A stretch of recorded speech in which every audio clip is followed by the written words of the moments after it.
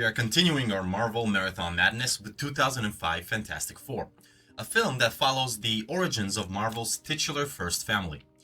A group of astronauts gain extraordinary abilities after exposure to cosmic radiation during a mission, and must now use them to oppose the plans of their iconic enemy, Dr. Victor Von Doom, as they learn to come into terms with their newfound powers. So, let us go ahead and jump straight into the plot.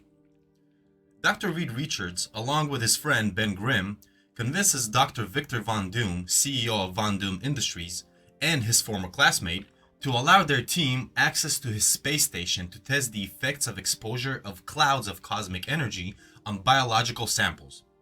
Von Doom agrees and recruits his chief genetics researcher and Reed's ex-girlfriend, Susan Storm, as well as her reckless brother, Johnny Storm. They reach the station that is orbiting Earth to study the cosmic clouds, but unfortunately, the clouds arrive ahead of schedule. Reed, Susan, and Johnny leave the shielded station to rescue Ben out on a spacewalk to place the samples, while Victor closes the shields behind them to keep himself protected. The storm plows through the station and strikes all of them. They return home but soon begin to develop different abilities. Reed can now stretch like rubber, Susan can become invisible and create force fields, Johnny can engulf himself in fire and fly, and Ben is transformed into a large rock-based creature with superhuman strength and durability. Victor, meanwhile, faces a backlash from his stakeholders due to publicity from the failed mission. On the Brooklyn Bridge, Ben, who contemplates his condition, accidentally causes a traffic pileup while stopping a man from hurting himself. The four use their various powers to contain the damage and save lives. Now, while the public cheer them for their efforts, Ben's fiancée arrives to silently split their engagement, unable to accept him for his condition.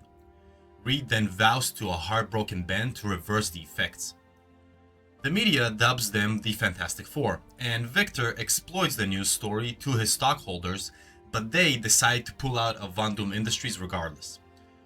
The four then move into Reed's lab in the Baxter building to study their ability and work on finding a cure.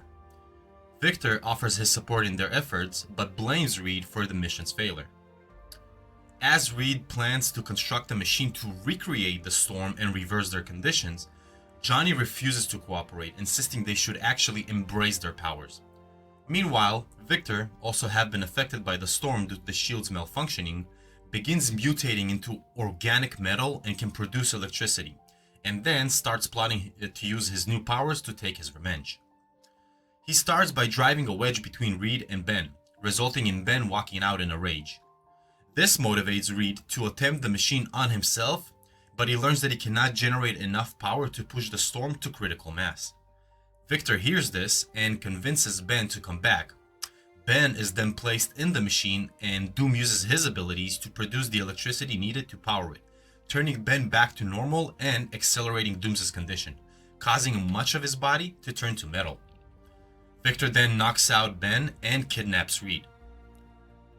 Victor, now calling himself Doom, tortures Reed using a super cooling unit to freeze him.